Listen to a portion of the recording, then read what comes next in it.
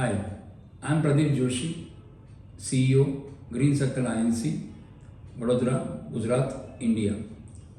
This is another classic case that how a PTW, after issuing also permit to work, how accidents can really occur if you don't follow what is a PTW procedure and the SOP or the work instructions. In this particular case, a chemical plant which was using Oleum, and it was having around 4 inches pipeline for an Oleum, and it was told that in the morning that this particular pipeline is choked. So the vice president level person called a maintenance guy. He told him that it's a choke, that means there may be some pressure inside. So what you do is that you first empty out properly and then only attempt that where the choking has taken place. And this is very hazardous situation, hazardous kind of operation of maintenance.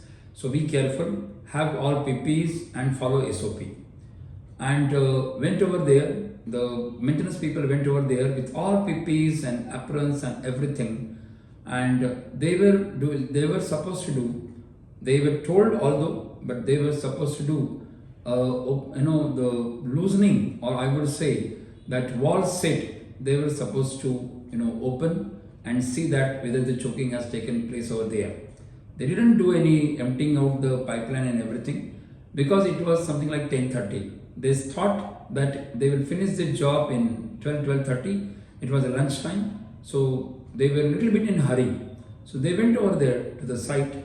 They started opening the bolts on the opposite direction of the bolts rather were opposite direction. They started loosening, and suddenly there was a problem that there were 3 or 4 persons came over there just onlookers. They had no concern, they have no connection with the operations or maintenance or this kind of job. They were over there and they were just looking at what's going on.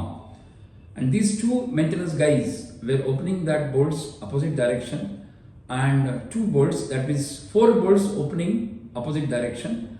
They started doing that particular part, and suddenly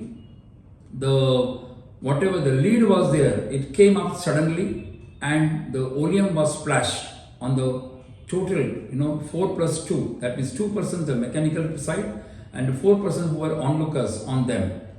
You'll be surprised to see that there was no problem with the guys from maintenance department, but the 4 persons got a bath of Oleum. Oleum is nothing but sulfur trioxide in sulfuric acid, concentrated sulfuric acid. So that was a problem. It was 65% Oleum. So that was really, consequences were very deadly. The 4 person, out of 4 person, they were shifted to the hospital nearby.